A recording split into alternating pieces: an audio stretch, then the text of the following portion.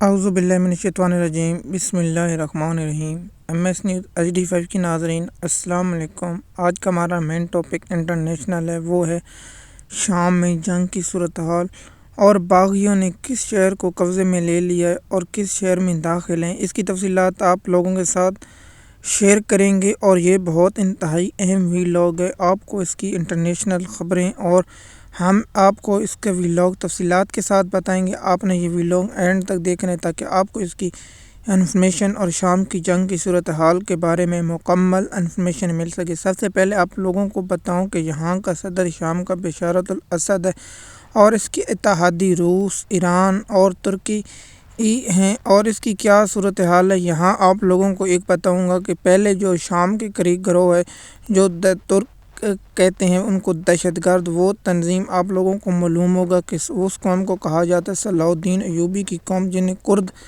کہا جاتا ہے۔ اب دیکھتے ہیں کہ یہاں کیا صورتحال ہے۔ جو شام میں دو بڑے شہر ہیں، طلب اور ایک حلب کے شہر میں داخل ہوئے باغی اور باغیوں نے قبضہ کر لیا اور اس کے بعد باغیوں نے طلب میں جا کر اس شہر کو دونوں کو قبضہ کر لیا، جو بہت مشہور شہر ہیں اور قدیم شہر ہیں۔ ان میں شام کی فوج بھاگ گئی۔ جو BBC کی رپورٹ کے مطابق یہاں فوج نے نہ مذمت کی نہ کچھ کیا۔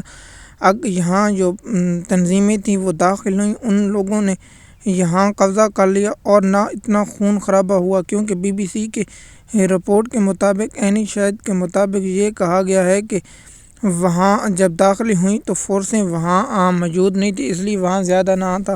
اب دیکھتے ہیں کہ کیا شام میں جو صورتحال ہے وہ افغانستان کی طرح ہے، جیسے امریکہ وہاں افغانستان سے نکلا تو آپ جانتے ہوں گے کہ ایک شہر پر طالبان نے قبضہ کیا، اس کے بعد دوسرے شہر پر طالبانوں نے قبضہ کیا، پھر تیسرے، پھر آپ نے خبر سنی ہوگی چند منٹ میں کہ طالبان نے کابل میں داخل اور اس کے بعد کابل میں قبضہ کر لیا، یہ آپ لوگوں کو بھی معلوم ہے۔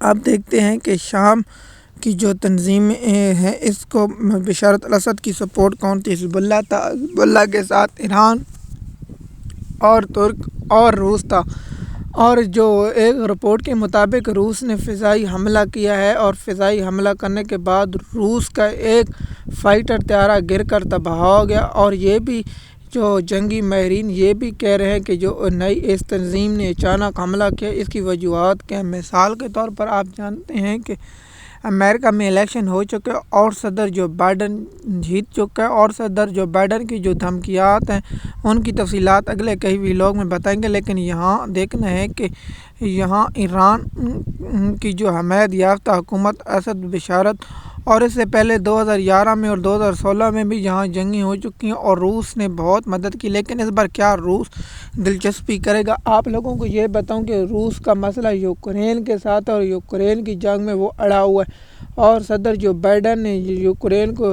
جوہری ہتھیار دینے کی منظوری دی تھی، لیکن ابھی تک ہتھیار ملے یا نہیں۔ جب یوکرین کو جوہری ہتھیار مل جائیں گے تو پھر اس کے بعد تفصیلات، جس ملک کے پاس جوہری ہتھیار موجود ہوں اس پر ایسا آسانی سے ملک کو ختم نہیں کیا جا سکتا۔ اب دیکھتے ہیں کہ یہاں جو شام کی صورتحال ہے، ترک کا کیا رد عمل؟ ترک نے بھی کہا ہے کہ ہم شام کی سلمیت کا رہیں گے، لیکن آپ کو یہ بات میں کنفرم کر دوں گا صرف باتیں ہوتی ہیں، اس کے بعد ہمیشہ وہی ہوتا ہے جو آپ نے دیکھا ہوگا۔ جو افغانستان کی صورتحال ہے، چائنا کے صدر نے بھی کہا ہے کہ ہم شام کی سلمیت کا حمایت کرتے ہیں، اور نہ ابھی تک کوئی یورپ، نہ برطانیہ، نہ امریکہ کی جانب سے کوئی بیان جاری آیا۔ اور حزب اللہ کیا اس کی مدد کر پائے گا یا نہیں؟ حزب اللہ اسرائیل کے ساتھ لڑائی میں مصروف ہے، اس لیے حزب اللہ، اور نہ ایران کا معاملہ لبنان میں ہے، اور لبنان کی وجوہات کی وجہ سے ایران یہاں پھنسا ہوا ہے، روس، یوکرین۔ اب ترک